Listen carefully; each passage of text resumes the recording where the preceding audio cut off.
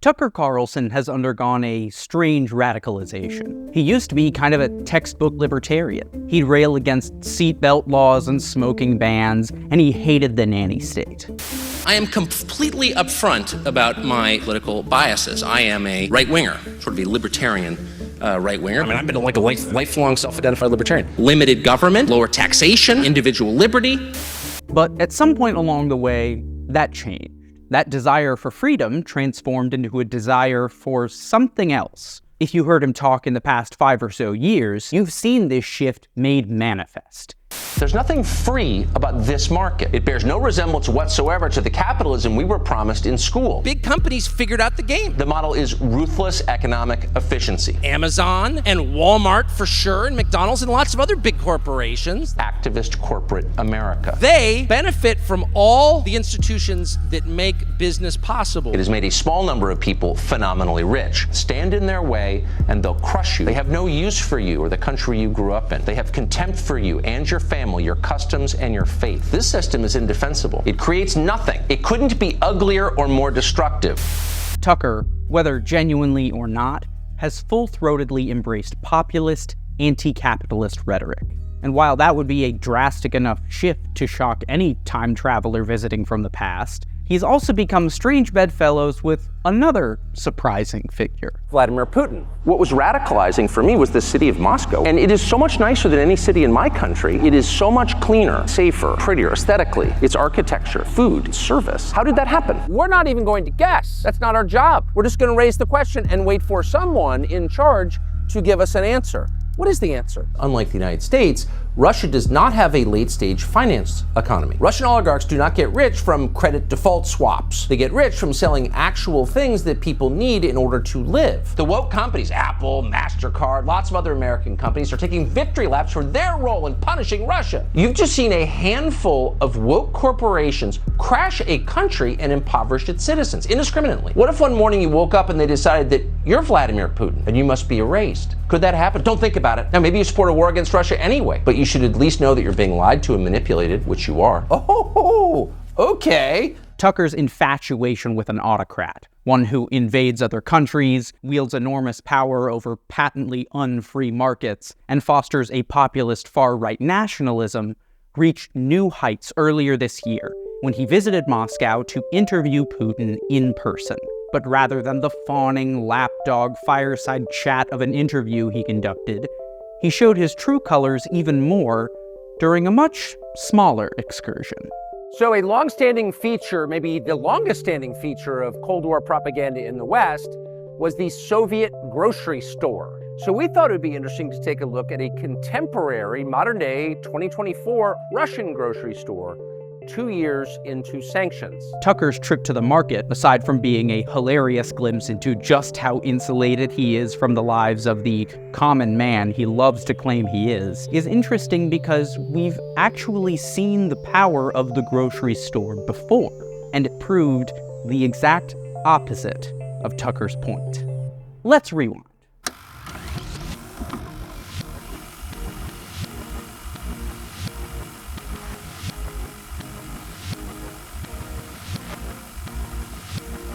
It's 1989.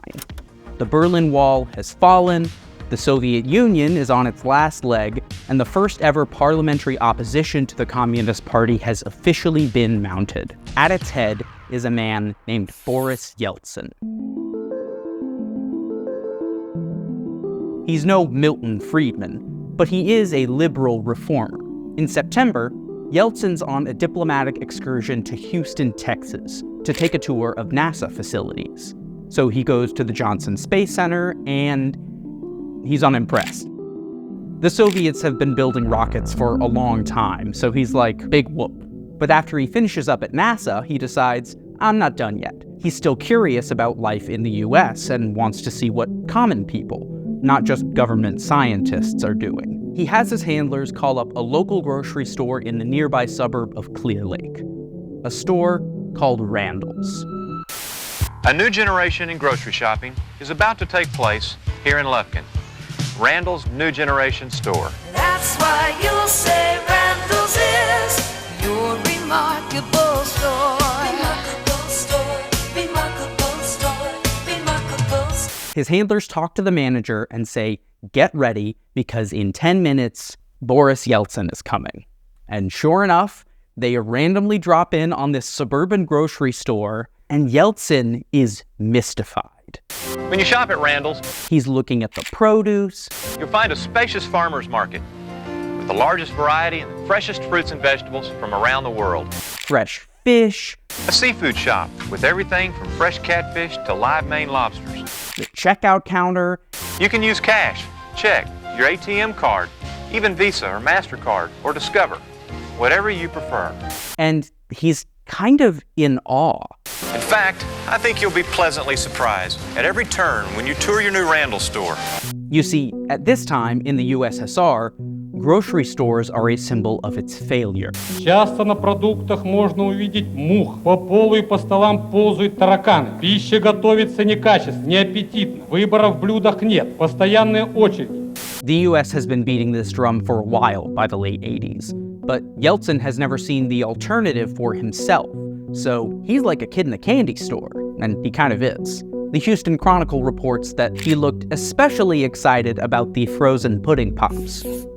He apparently tells one of his advisors, even the Politburo, the absolute elite politicians of the Communist Party, don't have this much choice. Not even Mr. Gorbachev. Our grocery department offers more variety than you've ever seen. He has his translator walk around with him and ask the store customers about what they're buying and how much each item costs. Randall's is committed to lower overall prices. He's questioning the store manager, asking, "How did you get this job? What sort of training did you have to undergo for this?" Say hello to your store director, John Johnson. If you ever have any problems or questions, John will be here to serve you.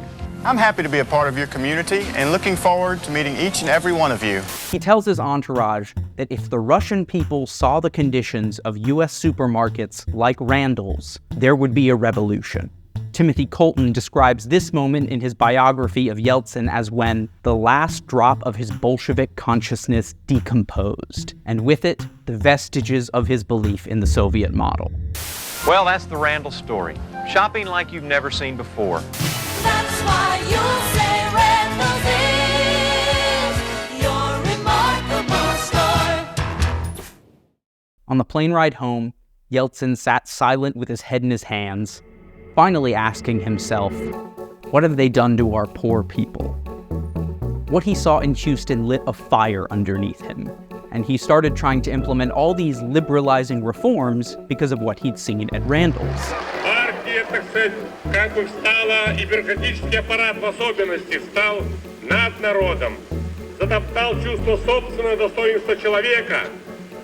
Over the course of the next several years, the Soviet Union collapsed. By the end of 1991, the Russian Federation had taken its place at the UN, with Boris Yeltsin as president. He ultimately resigned in 1999 after almost a decade of tumultuous mismanagement and corruption.